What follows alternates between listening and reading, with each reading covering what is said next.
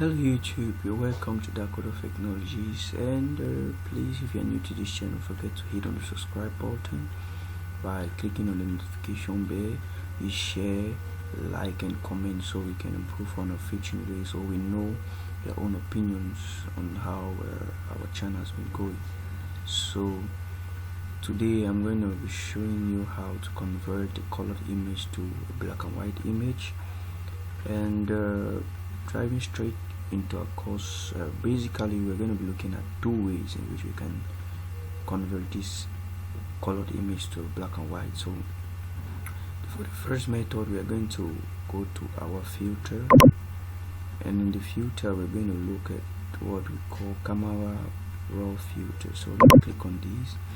It's going to take some seconds to open, and right here on this camera raw filter, we're going to see a black and white option, and we're going to click on this, and automatically our image is going to be converted to black and white image. So we're going to click on OK, and I think with the first method that's done, and we're going to undo this by holding the Control and the Z key to undo.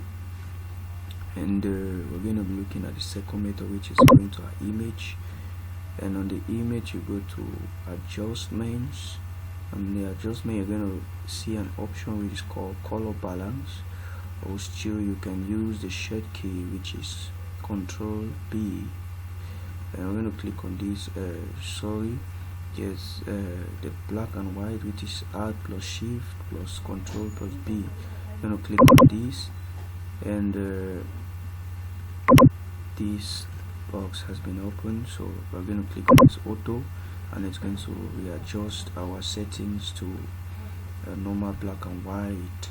So right here we're going to just click on OK to finalize, and as we can see, our image is now a black and white image. So I think basically that's all about the video of today. I didn't want it to extend more than this, so thank you very much for watching. Don't forget to subscribe so you keep us moving.